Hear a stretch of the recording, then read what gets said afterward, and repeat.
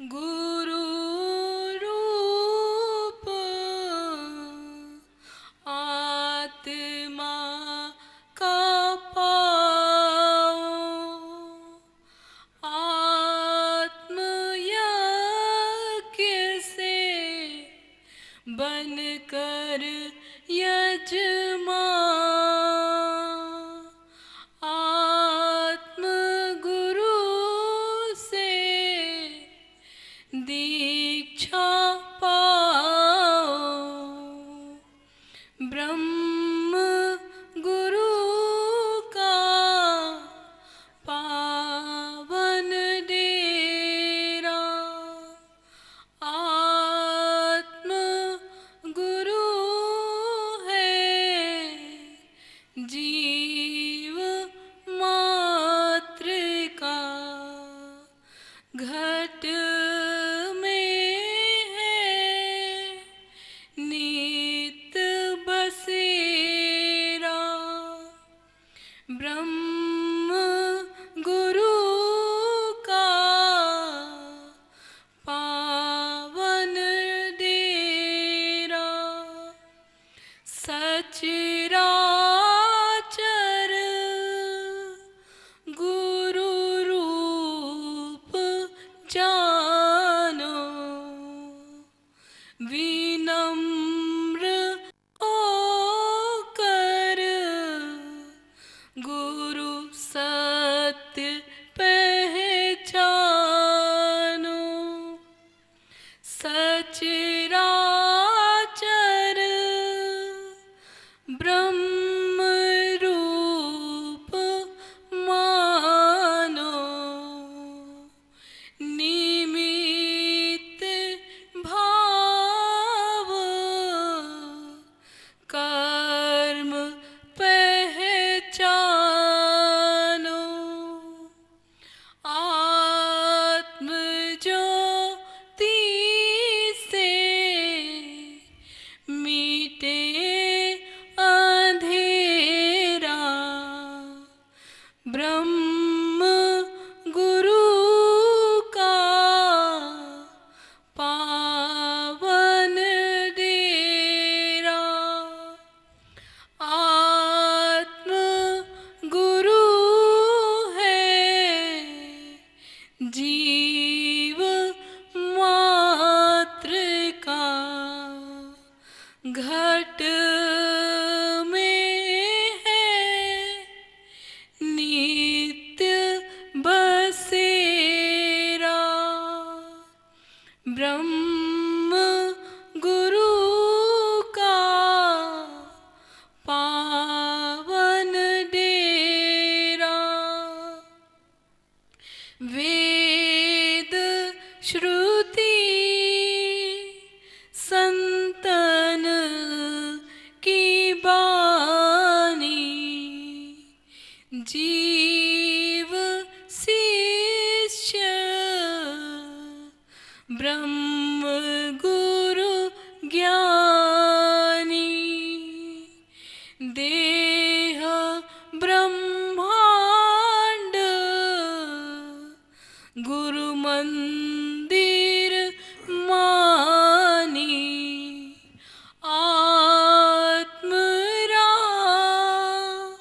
अमर है जानी, तम का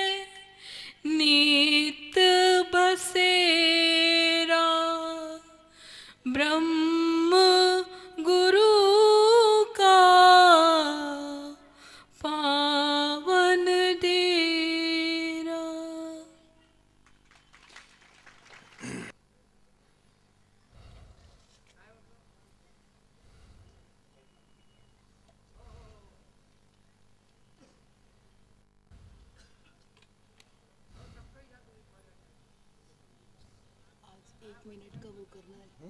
1 मिनट का वो करना है।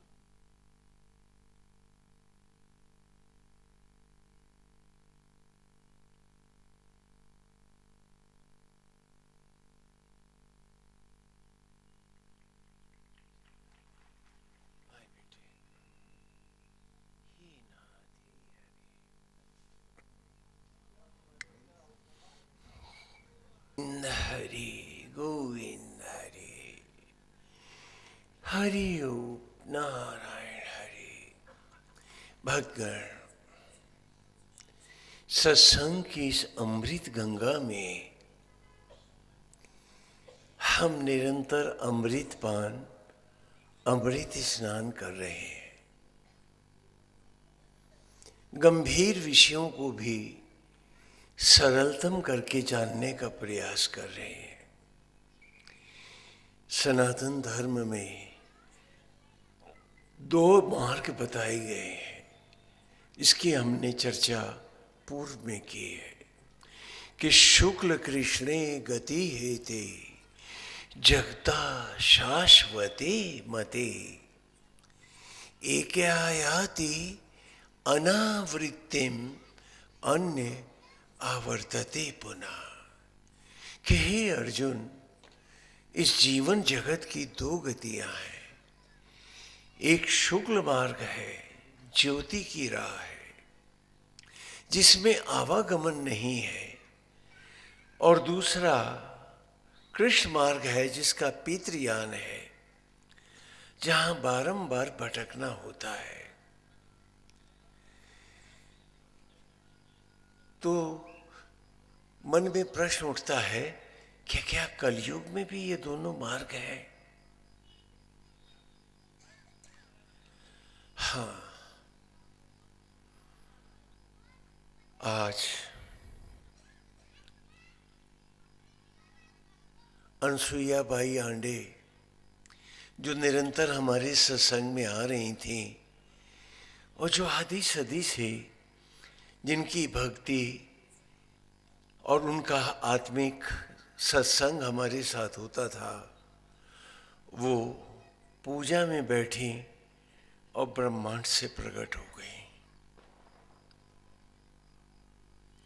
आज भी देवयान से जाते हैं लोग, बस हम जान नहीं पाते हैं।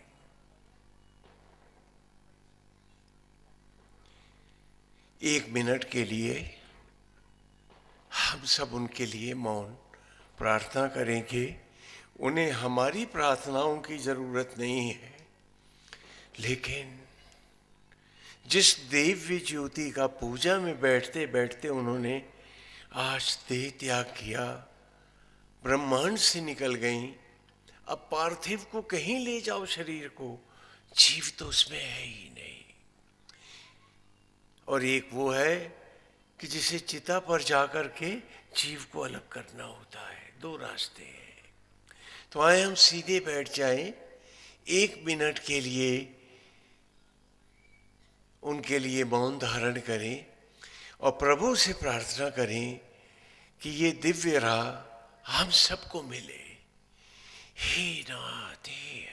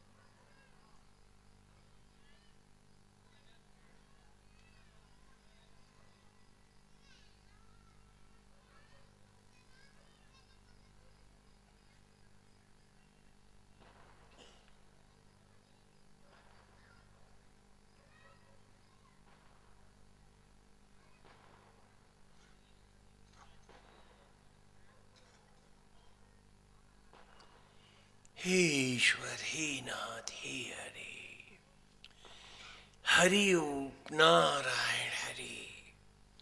सत्य हरूर जगमगाता है, लेकिन हम इतने माया में लिप्त हैं कि हमें कोई देख नहीं पाता है। दो रास्ते हैं, एक ज्योतियों का मार्ग है और दूसरा अस्पतालों से होकर फिर शमशानों की राह चलता है। हे अर्जुन, दो रास्ते हैं, शुक्ल कृष्णे गति हेते, जगता शाश्वते मते, एकया याति अनावृत्तिम अन्य आवर्तते पुनः। जो प्रभु के साथ जुड़े रहते हैं, जो जीवन को भक्ति का, अमृत का मार्ग देते हैं,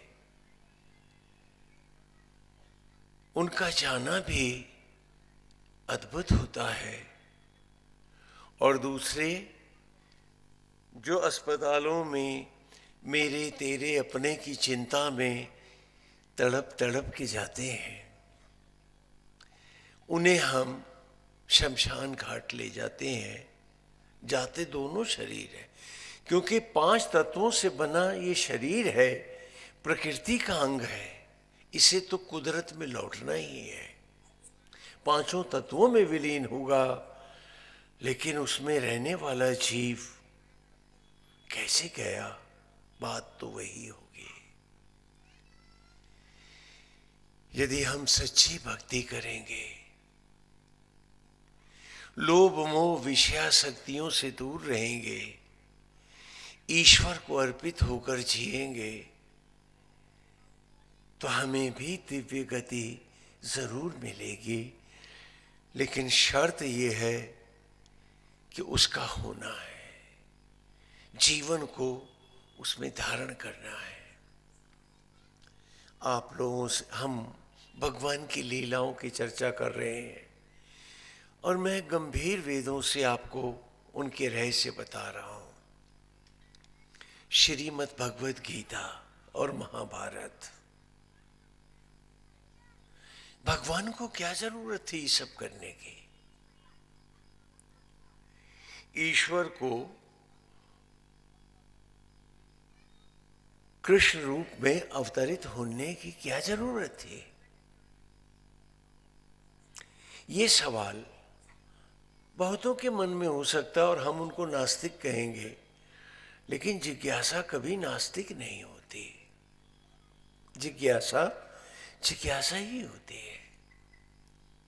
इतना बड़ा महाभारत युद्ध हुआ और ईश्वर बैठे रहे, अर्जुन का रथ हाँकते रहे।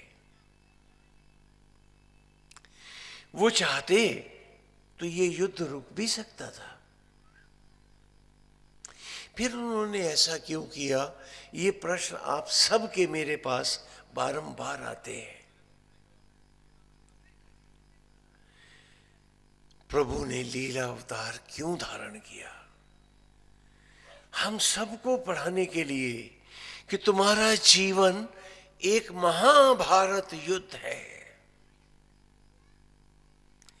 खाली एक लड़ाई मत देखना, तुम्हारे जीवन का हर क्षण तुम सब योद्धाओं की तरह लड़ रहे हो। आओ पहले पांडवों से अपना परिचय ले लो। जैसे हमने लीला कथाओं में एक एक पात्र को अपने भीतर खोजा है। 5 तत्वों से बना ये शरीर पांडु है। क्षिति जल पावक गगन समीर, ये लीला का पृष्ठ रहस्य हम खोलने जा रहे हैं। 5 तत्वों से बना ये शरीर पांडु, इसी के 5 बेटे 5 पांडव हैं। धर्म भाव युधिष्ठिर है। युधिष्ठिर शब्द का अर्थ समझो, जो युद्ध में जीवन